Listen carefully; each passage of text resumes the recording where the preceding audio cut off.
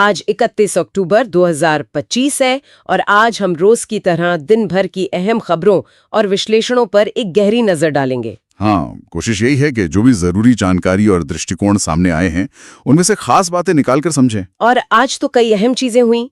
सरदार वल्लभ भाई पटेल की 150वीं जयंती, राष्ट्रीय एकता दिवस, ये सबसे बड़ी खबर रही। बिल्कुल, इस पर तो बात करेंगे ही। साथ में प्रधानमंत्री की आर्य समाज पर जो टिप्पणियां आईं, बिहार चुनाव की गहमा-गहमी। हाँ, और रक्षा, अर्थव्यवस्था से जुड़े कुछ बड़े ऐलान भी हैं।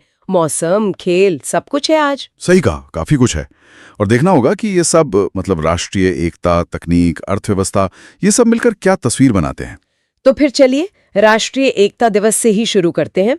प्रधानमंत्री एकता नगर में थे। क्या था उनका मुख्य संदेश? सुनने में आया एकता शपथ पर काफी जोर था। हाँ बिल्कुल, प्रधानमंत्री ने वहां एक बड़े कार्यक्रम में हिस्सा लिया और उन्होंने जो करोड़ों लोगों ने एकता की शपथ ली है, उसको राष्ट्रीय एकता मजबूत करने का एक, कह सकते हैं, सामूहिक संकल्प बताया। और संदेश क्या था? मूल बात क्या थी? मूल बात थी विकसित भारत का लक्ष्य। उन्होंने कहा कि इस लक्ष्य को पाने के लिए हर नागरिक को ऐसी किसी भी सोच या काम को नकारना होगा जो देश के ताने बाने को, हमारी एकता को कमजोर करता हो। ये वक्त की मांग है, ऐसा कहा उन्होंने। और इसी से जोड़ते हुए शायद उन्होंने नक्सलवाद, माओवाद पर भी कुछ कहा। क्या ये सरदार पटेल के विजन से जुड़ा था? हाँ, जाहिर तौर पर उन्होंने कहा कि 2014 से सरकार ने वामपंथी उग्रवाद, जिसे नक्सलवाद या माओवादी आतंकवाद भी कहते हैं, उस पर बहुत निर्णायक और शक्तिशाली प्रहार किया है। अच्छा। और इससे सरदार पटेल का जो भारत को अंदर से मजबूत और एकजुट रखने का सपना था, उसी के विस्तार की तरह पेश किया। सिर्फ बाहरी नहीं, अंदरूनी चुनौतियों से निपटना भी जरूरी है। सही। और राष्ट्रपति, लोकसभा अध्यक्ष, उन्होंने भी इस मौके पर कुछ किया। हाँ, राष्ट्रपति द्रौपदी मुर्मू जी ने दिल्ली में पटेल चौक पर सरदार पटेल की प्रतिमा पर पुष्पांजलि अर्पित की। और लोकसभा अध्यक्ष ओम बिरला जी ने, उन्होंने एक कार्यक्रम किया, अपने नेता को जानो। हाँ, सुना इसके बारे में। छात्रों से बात की उन्होंने। हाँ। देश भर से करीब 600 से ज्यादा छात्र जुड़े थे।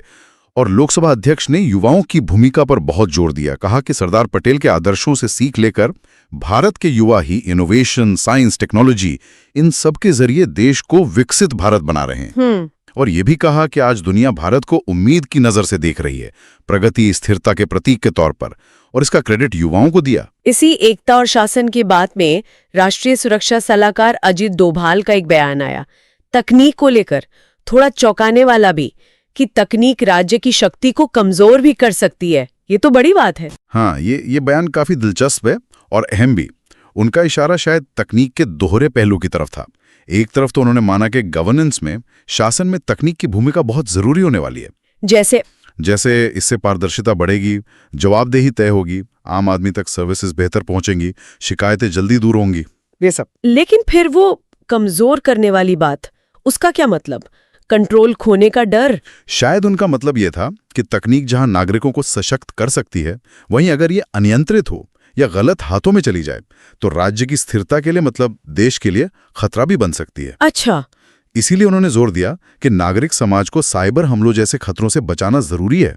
तकनीक का इस्तेमाल शासन को बेहतर बनाने के लिए हो, ना कि उसे अस्थिर करने के लिए। ये संतुलन साधना आगे बहुत बड़ी चुनौती होगी। समझ गए। अच्छा, अब जरा प्रधानमंत्री की आर्य समाज वाली टिप्पणी पर आते हैं। दिल्ली में अंतर्राष्ट्रीय आर्य महासम्मेलन था। उन्होंने आर्य समाज को कट्टर राष्ट्रवादियों का संगठन कहा। इस शब्द पर काफी चर्चा हो सकती है। हाँ, उन्होंने आर्य समाज की भूमिका को रेखांकित करने की कोशिश की, खासकर स्वतंत्रता संग्राम के संदर्भ में। कहा कि ये संगठन भारतीयता की बात निर्भीकता से करता रहा है। लाला लाजपत राय, राम प्रसाद बिस्मिल जैसे क्रांतिकारियों का उदाहरण दिया कि उन्होंने आर्य समाज से प्रेरणा ली। तो उनका मुख्य तर्क क्या था? मुख्य तर्क ये था कि राजनीतिक कारणों से स्वतंत्रता संग्राम में आर्य समाज का जो योगदान था, उसे वो पहचान, वो सम्मान नहीं मिला जिसका वो हकदार था। तो क्या ये एक तरह से इतिहास की एक खास व्याख्या को या एक धारा को ज्यादा महत्व देने की कोशिश है? हाँ, कुछ हद तक इसे ऐसे देखा जा सकता है। प्रधानमंत्री ने यह भी कहा कि आर्य समाज के 150 साल का ये मौका सिर्फ एक पंथ या समुदाय का नहीं है, बल्कि ये भारत की वैदिक पहचान का उत्सव है। तो हाँ, इसे भारत की सांस्कृतिक जड़ों और स्वतंत्रता आंदोलन के अलग अलग पहलुओं को सामने लाने के एक बड़े प्रयास के तौर पर देखा जा सकता है। चलिए हम बिहार चलते हैं। पहले चरण का चुनाव प्रचार जोरों पर है, लेकिन मौसम ने कुछ गड़बड़ की है, सुना है। हाँ, बिहार में चुनावी माहौल तो गर्म है, लेकिन मौसम ठंडा पड़ गया है। मतलब बारिश ने काफी बाधा डाली है। कई बड़े नेताओं की रैलियां रद्द हुई, रोड शो करने पड़े। राजनीतिक तौर पर क्या चल रहा है? वही एनडीए बनाम महागठबंधन। हाँ, मुकाबला तो मुख्य इन्हीं दोनों के बीच है। बीजेपी अध्यक्ष जेपी नड्डा ने पटना के पास बिक्रम में रैली की और जाहिर है राजद कांग्रेस पर तीखा हमला बोला। कहा कि राजद का राज मतलब जंगल राज, जबरदन वसूली, जबकि एनडीए ने सुशासन दिया है। और दूसरी तरफ नीतीश कुमार, तेजस्वी यादव। हाँ, मुख्यमंत्री नीतीश कुमार जो जेडीयू अध्यक्ष भी हैं और महागठबंधन के सीएम कैंडिडेट तेजस्वी यादव, दोनों को ही मौसम की वजह से अपनी रैलियां रद्द करके रोड शो करने पड़े, दरभंगा, समस्तीपुर वगैरह में। इनके अलावा सीपीआईएम की वृंदा करात और जनसुराज के प्रशांत किशोर भी प्रचार में लगे हैं। लेकिन एक चिंताजनक खबर भी आई है, शायद मुकामा से किसी कार्यकर्ता की हत्या। हाँ, ये दुखद और चिंताजनक खबर है। मोकामा विधानसभा क्षेत्र में जनसुराज पार्टी के एक समर्थक हैं दुलाल चंद्र यादव, उनकी हत्या कर दी गई। इसके बाद वहां तनाव है, काफी पुलिस बल तैनात किया गया है। चुनाव के माहौल में ऐसी हिंसा ठीक नहीं है। हाँ बिल्कुल। और प्रधानमंत्री ने भी बिहार चुनाव पर कुछ कहा, मैनिफेस्टो के बारे में। हाँ, उन्होंने सोशल मीडिया पर लिखा कि एनडीए का जो घोषणा पत्र है वो आत्मनिर्भर और विकसित बिहार का विजन दिखाता है, और ये खासकर किसानों, युवाओं, महिलाओं के जीवन को बेहतर बनाने की बीजेपी की प्रतिबद्धता को दर्शाता है। ठीक है, अब जरा रक्षा और सुरक्षा की बात करें। रक्षा मंत्री राजनाथ सिंह आसियान देशों के साथ बैठक में थे। समुद्री सुरक्षा, इस पर खास फोकस रहा, ऐसा क्यों? हाँ, कुआलालंपुर में आसियान भारत रक्षा मंत्रियों की एक अनौपचारिक बैठक थी। वहां रक्षा मंत्री ने साफ कहा कि समुद्री सुरक्षा, मैरिटाइम सिक्योरिटी, ये भारत आसियान रिश्तों का सेंट्रल फोकस है। उन्होंने हाल में जो दूसरा आसियान भारत समुद्री अभ्यास हुआ, उसकी तारीफ भी की। भारत के लिए समुद्री रास्ते इतने अहम क्यों हैं? सिर्फ व्यापार के लिए? व्यापार तो एक बहुत बड़ा कारण है ही, जैसा रक्षा मंत्री ने बताया भी कि भारत का आधे से ज्यादा व्यापार साउथ चाइना सी और मलक्का स्ट्रेट से होकर गुजरता है। ये दुनिया के सबसे व्यस्त समुद्री रास्ते हैं। लेकिन बात सिर्फ व्यापार की नहीं है। वहां रणनीतिक स्थिरता बनाए रखना, नेविगेशन की स्वतंत्रता, मतलब जहाजों का बिना रोक टोक आना जाना, समुद्री डकैती, आतंकवाद जैसी जो नॉन ट्रेडिशनल चुनौतियां हैं उनसे निपटना, और कुछ हद तक जो क्षेत्रीय दावे हैं उनसे जुड़े तनाव को मैनेज करना, ये सब शामिल है। तो ये भारत की आर्थिक और सामरिक दोनों लिहाज से बहुत जरूरी है। समझ गई। अच्छा, अब सरकार की कुछ और पहलों पर आते हैं। एक तो स्वच्छता अभियान और दूसरा जीएसटी में राहत। पहले स्वच्छता वाला बताएं। हाँ, सूचना और प्रसारण राज्य मंत्री हैं एल मोरुगन। उन्होंने नई दिल्ली में आकाशवाणी भवन में स्वच्छता शपथ दिलाई। ये स्वच्छता ही सेवा अभियान के तहत विशेष अभियान 5.0 चल रहा है, उसी का हिस्सा था। इसमें क्या खास है? इसमें मुख्य फोकस सरकारी दफ्तरों और काम करने की जगहों की सफाई है। कबाड़ पहचानना, उसे हटाना, खाली जगह का सही इस्तेमाल करना और रिकॉर्ड्स को डिजिटाइज करना ताकि वो व्यवस्थित रहें। मतलब स्वच्छता को एक रूटीन बनाने की कोशिश। और दूसरी बड़ी खबर जीएसटी से जुड़ी है, स्वास्थ्य क्षेत्र के लिए। ये तो आम लोगों के लिए बड़ी राहत लग रही है। हाँ, निश्चित तौर पर यह बहुत महत्वपूर्ण घोषणा है। हेल्थ और लाइफ इंश्योरेंस प्रीमियम पर पहले 18% जीएसटी लगता था। हाँ, काफी ज्यादा था। उसे पूरी तरह से खत्म कर दिया गया। 0 टैक्स फ्री हो गए ये प्रीमियम। अरे वाह, इसका मतलब हेल्थ और लाइफ इंश्योरेंस लेना सस्ता हो जाएगा। क्या असर होगा इसका? बिल्कुल, उम्मीद यही है कि इससे हेल्थ इंश्योरेंस की पहुंच बढ़ेगी, ज्यादा लोग खरीदेंगे, और खासकर जो मध्यम वर्ग है उस पर अचानक आने वाले इलाज के बड़े खर्च का बोझ वो कम होगा। और दवाओं पर भी कुछ राहत है? हाँ, कैंसर और दूसरी गंभीर पुरानी बीमारियों के इलाज में जो 33 जीवन रक्षक दवाएं इस्तेमाल होती हैं उन पर भी जीएसटी माफ कर दिया गया है। और कुछ मेडिकल चीजों पर भी? हाँ, कई जरूरी चीजें हैं जैसे gauze, bandage, diagnostic kit, glucometer, thermometer, इन पर भी जीएसटी 18% या 12% से घटाकर सीधा 5% कर दिया गया है। दिल्ली के एक फार्मासिस्ट ने बताया भी कि इससे मरीजों को सीधी राहत मिल रही है। तो मतलब सरकार का मकसद है कि दवाएं और इलाज सस्ता हो? हाँ, लक्ष्य साफ है। स्वास्थ्य सेवाएं ज्यादा से ज्यादा लोगों के लिए अफोर्डेबल बने, उनकी पहुंच में हो। ये एक बड़ा कदम है उस दिशा में। चलिए अब जल्दी से मौसम का हाल भी जान लेते हैं।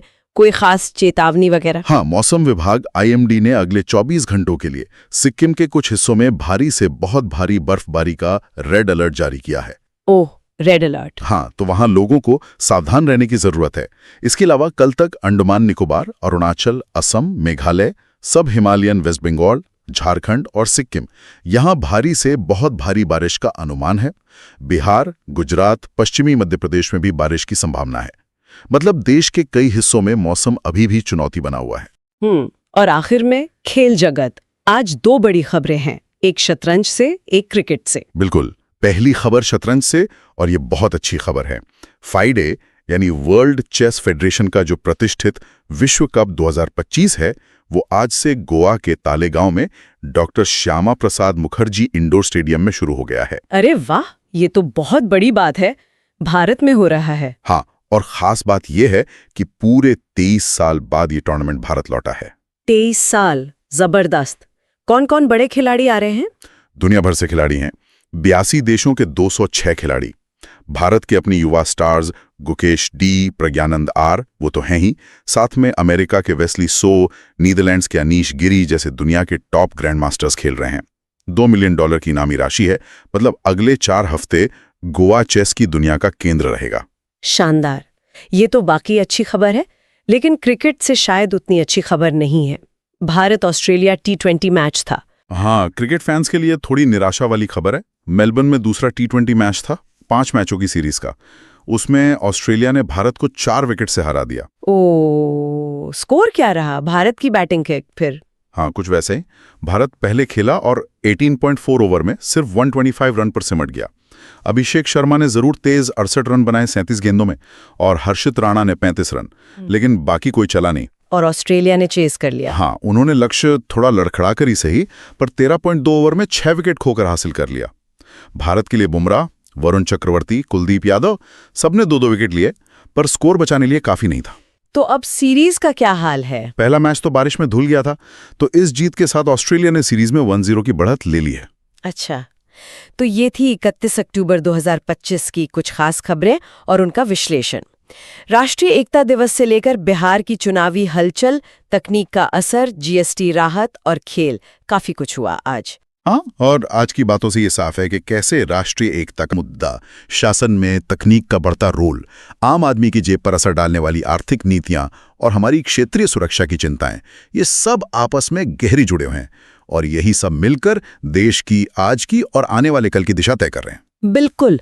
और जाते जाते श्रोताओं के लिए एक सवाल छोड़ जाते हैं, जो NSA अजीत डोवाल की टिप्पणी से जुड़ा है कि अगर तकनीक राज्य की शक्ति को कमजोर कर सकती है, तो भविष्य में नागरिकों के अधिकार, उनकी प्राइवेसी और देश की स्थिरता, इनके बीच सही संतुलन कैसे बनेगा? इस पर सोचने के लिए बहुत कुछ है। निश्चित रूप से ये एक अहम सवाल है जिस पर आगे भी बात होती रहेगी। खैर, आज के इस विश्लेषण में हमारे साथ जुड़ने के लिए धन्यवाद।